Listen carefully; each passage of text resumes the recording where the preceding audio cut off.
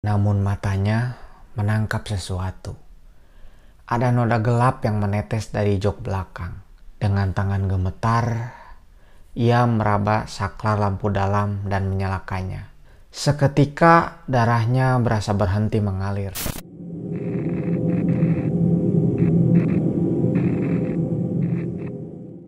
Halo semuanya, selamat datang di channel 1N02 bersama saya, Wan.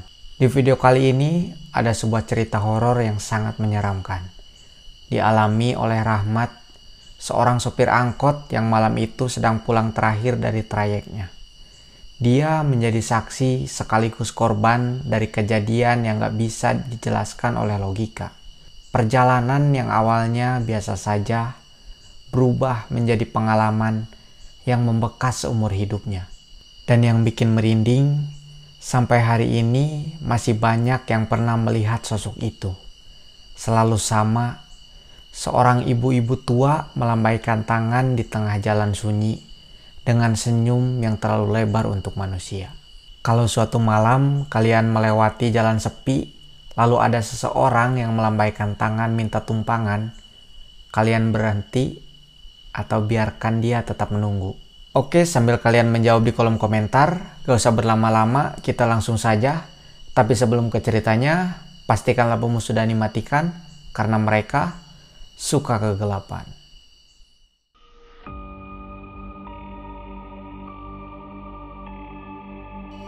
Malam itu, udara terasa lebih dingin dari biasanya.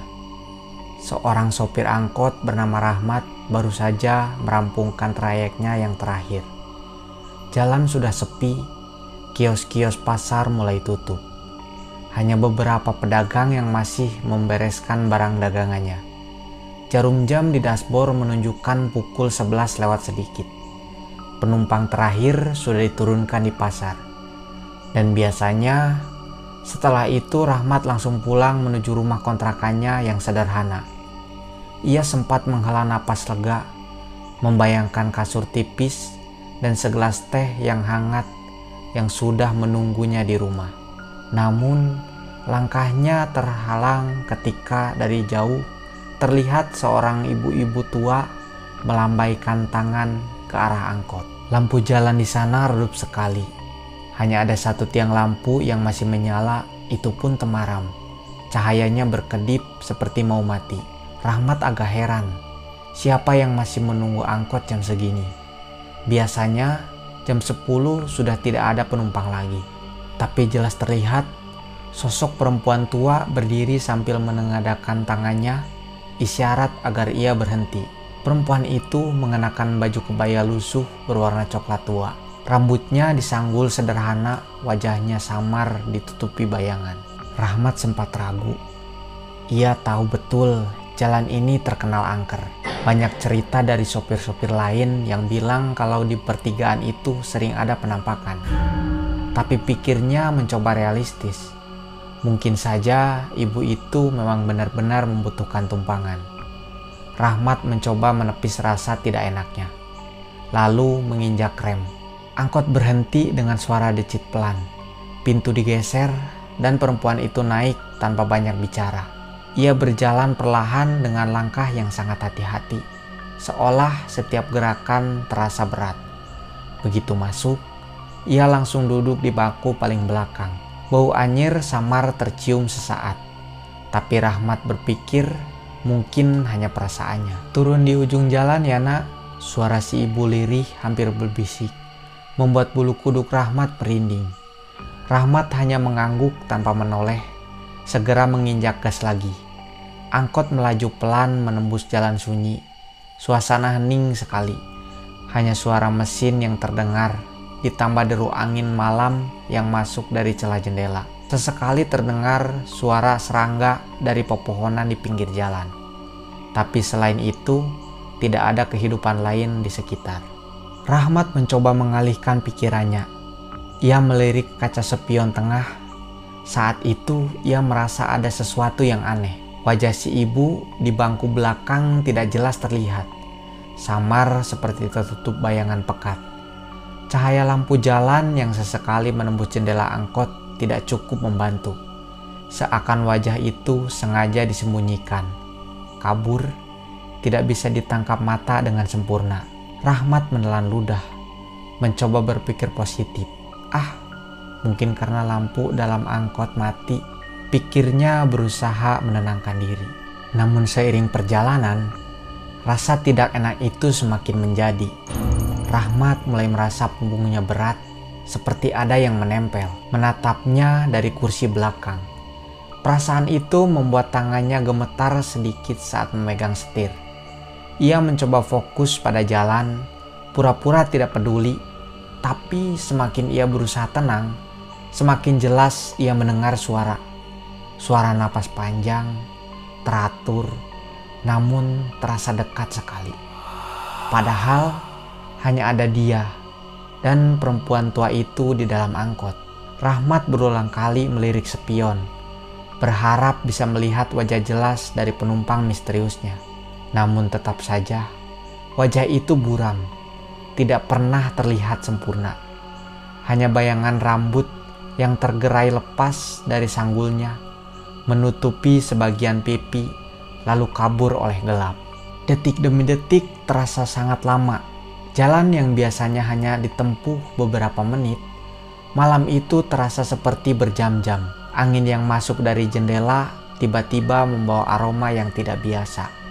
Semacam bau anyir bercampur dengan wangi bunga melati yang menusuk. Hidung Rahmat kembang kempis, perutnya terasa mual. Tapi ia berusaha tetap memegang kendali. Sampai akhirnya angkot mencapai ujung jalan, tepat yang dimaksud si ibu. Rahmat menginjak rem perlahan, menghentikan kendaraan. Ia menoleh sebentar ke belakang untuk memberitahu bahwa sudah sampai. Dan saat itulah darahnya serasa berhenti mengalir.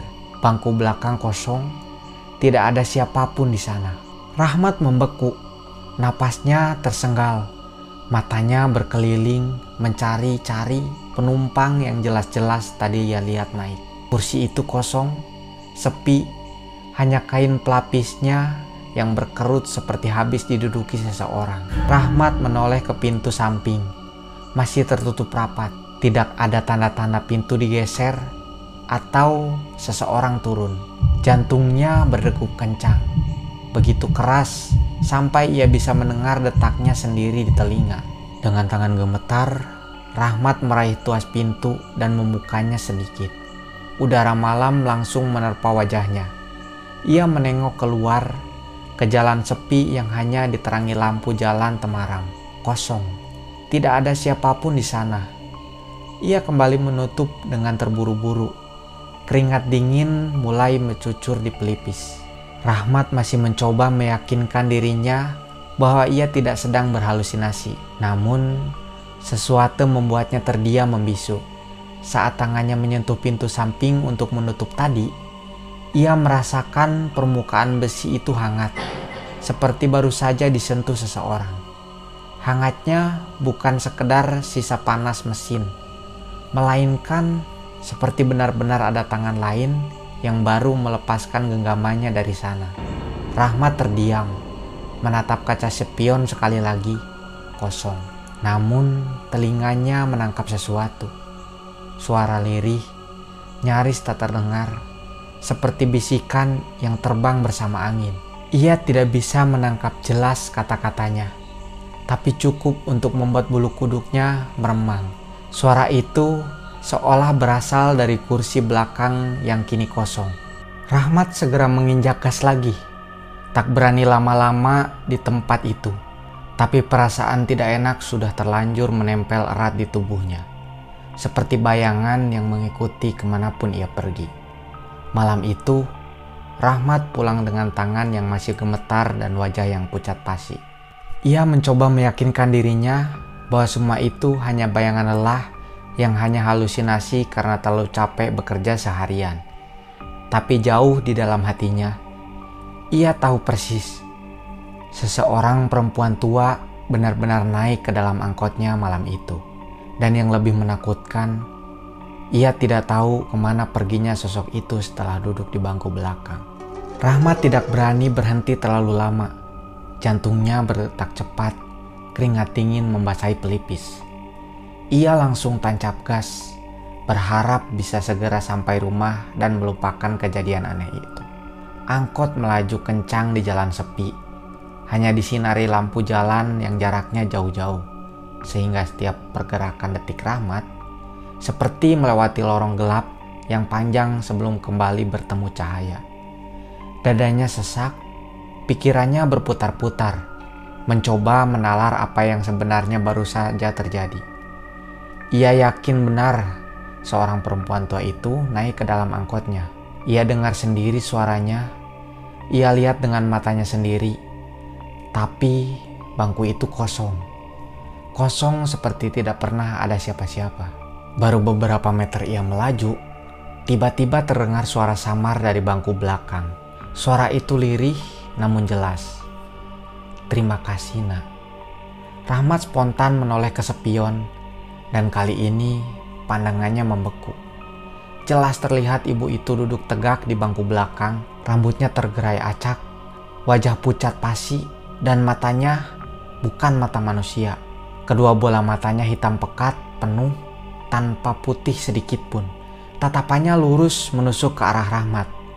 Senyumnya perlahan terbentuk, semakin lama semakin lebar. Semakin tidak masuk akal untuk wajah manusia. Senyum itu merekah sampai hampir menyentuh telinga. Rahmat panik. Tangannya bergetar hebat, setir di genggamannya hampir terlepas kendali. Angkot oleng ke sisi jalan, rodanya menghantam bebatuan pinggir aspal. Ia refleks menginjak rem sekuat tenaga. Angkot berhenti mendadak dengan suara berdecit panjang. Nafas Rahmat terengah-engah, dada naik turun tak beraturan. Ia mencoba mengumpulkan keberanian untuk menoleh ke belakang. Kosong lagi. Bangku itu hanya tinggal kursi usang yang bergoyang pelan karena hentakan mendadak barusan. Rahmat hampir menangis. Pikirannya kacau antara ingin kabur atau tetap bertahan di dalam angkot. Namun matanya menangkap sesuatu. Ada noda gelap yang menetes dari jok belakang. Dengan tangan gemetar, ia meraba saklar lampu dalam dan menyalakannya. Seketika darahnya berasa berhenti mengalir. Kursi itu berlumur cairan merah segar, menggenang di permukaan kain lusuh, lalu menetes ke lantai angkot. Bau anyir menusuk hidung, membuat perut Rahmat mual. Rahmat menjerit panjang yang memecahkan keheningan malam. Ia segera membuka pintu, terhuyung keluar, lalu berlari tanpa arah. Angin malam menusuk tulangnya, tanah bebatuan melukai kakinya. Tapi ia tidak peduli. Yang ada di kepalanya hanya menjauh sejauh mungkin dari angkot itu. Di belakangnya, angkot tua berwarna hijau berdiri sendirian di jalan sunyi. Lampu depannya masih menyala, menerangi jalan berdebu yang kosong. Dari kejauhan, Rahmat masih sempat melirik. Ia melihat sosok samar seorang perempuan tua duduk kembali di bangku belakang. Hanya sebentar sebelum lampu dalam padam sendiri. Rahmat terus berlari sampai akhirnya ia roboh di halaman sebuah rumah warga yang masih menyala lampunya. Pemilik rumah kaget melihat Rahmat terkapar pucat dengan nafas tersenggal. Bajunya basah oleh keringat. Dengan terbata-bata, Rahmat hanya bisa mengatakan bahwa ia baru saja melihat sesuatu di dalam angkotnya. Orang-orang mencoba menanyakannya, memberi air minum. Lalu salah satu warga menemaninya kembali ke rumah dengan sepeda motor.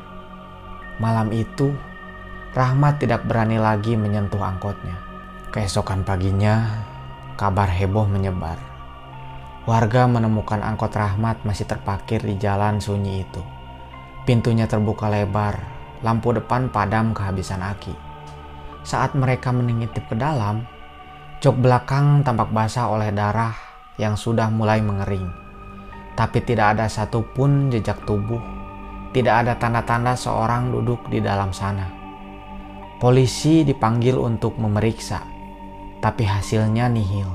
Tidak ada bekas hewan yang bisa menjelaskan darah itu.